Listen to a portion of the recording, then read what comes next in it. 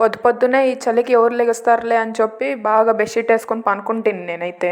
కానీ ఈ అమ్ములు ఊరుకోరు కదా! కార్తీక మాసంలో లాస్ట్ సోమవారము గుడికి పోవాలా అని చెప్పి లేపేసింది నన్ను.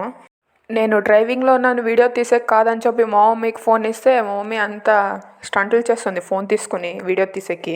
ఏంటి అలా చేస్తున్నావు అనంటే, సూర్యదేవుడు కూడా రావాలా వీడియోలోకి, సబ్స్క్రైబర్లు దండం పెట్టుకుంటానని మళ్ళా రివర్స్ కౌంటర్ ఏస్తుంది నాకే. ఇదంతా మా ఇద్దరికి ఎప్పుడు ఉండేదేలే అని చెప్పేసి మేము బాలాజీ క్యాంప్‌లో ఉన్న శివుడి గుడికి వెళ్ళింటిమి ఫస్ట్. ఇంకా మా మమ్మీ ముగ్గు వేస్తుండే దీపాలు వెలిగియాలని చెప్పి. ఈలోపు నేనెందుకు ఖాళీగా ఉంటామని చెప్పి కొబ్బరికాయ కొడదామని వెళ్తే అక్కడ రివర్స్ నాకే చేతికి దెబ్బ తగిలింది. మా మమ్మీ చెప్తుండే గుడికి వచ్చినప్పుడు భక్తితో ఉండల్లా అని చెప్పి. ఇక్కడ 365 ఒత్తులు వేసి వెలిగించి దేవుడి దర్శనం కని చెప్పి లోపలికి వెళ్ళింటిమి అక్కడ. వారాహి అమ్మవారి దగ్గరికి వెళ్ళింటిమి. ఈ అమ్మవారు చాలా పవర్ఫుల్. మీరు ఏం కోరుకున్నా కానీ ఈ అమ్మవారు తీరుస్తారు, కోరికలు నెరవేరుస్తారు అని చెప్పి అందరు చెప్తారు. ఈ గుడి అయితే రీసెంట్గానే రాజమౌళి గారు కట్టించినారు.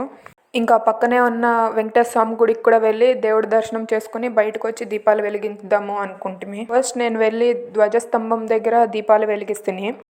తర్వాత అక్కడే ఉన్న నాగమాయ దగ్గర కూడా మా మమ్మీ దీపాలు వెలిగించి పూజ చేసింది. ఇంకా ఫైనల్గా ఉసిరికాయ చెట్టు దగ్గర కూడా వెలిగియాలా, చాలా మంచిది లాస్ట్ సోమవారం అని చెప్పి చెప్పిండే నాకు. అందుకని చెప్పి నేనే అక్కడ ముగ్గు వేసి పూజ చేసి ఉసిరికాయ మీద కూడా దీపం పెట్టి వస్తుంది బయటికి.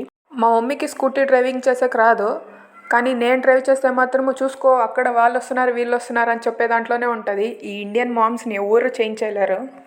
ఇంతకీ కార్తీక మాసంలో మీరు 365 ఒత్తులు వెలిగించారా?